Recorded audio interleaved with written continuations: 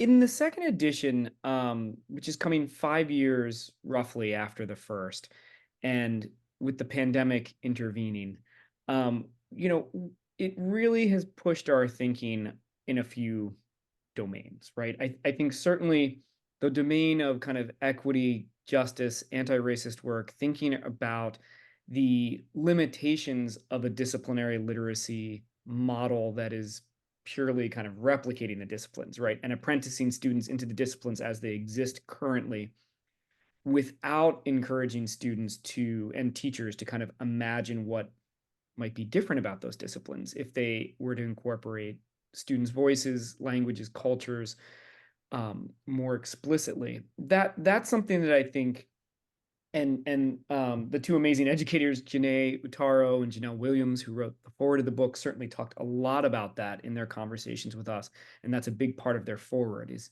thinking about how the Black Lives Matter movement, some of the inequities that were truly exposed by the pandemic in schools and in communities more broadly, has I think pushed all of us, as Christina was talking about earlier, to consider a disciplinary literacy set of practices that are more expansive, more inclusive, more focused on not just replicating the disciplines, but kind of expanding the boundaries of them and helping students, imagine themselves as scientists, as historians, as mathematicians.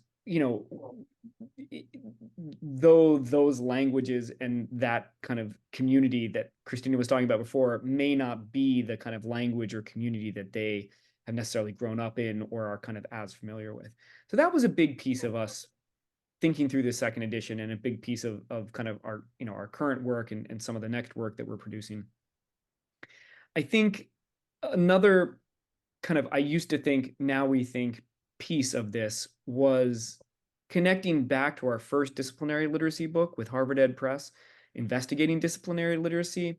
In that book, we really were thinking very much about the systems aspect in schools. How do schools and districts take on the work of disciplinary literacy, professional learning kind of at scale, right? How do you kind of design a project, engage teachers and specialists and leaders in a project over time?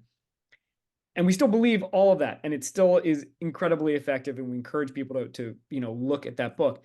I think this book, and particularly the second edition, really pushed us to ask the question of, well, what about in all schools? What about in all districts? What about in places where you don't necessarily have a district or school infrastructure or budget to kind of take on this large professional learning project? What about if it's just one teacher who is taking this up on their own? What about if it's a pair of teachers? um, Megan really took lead on a chapter later in the book that helps readers really kind of imagine the different ways that um, educators might take on this kind of inquiry and instruction work, regardless of kind of where they are, whether it's urban or rural, whether it's a big team, a small team, whether it's at one grade level or another.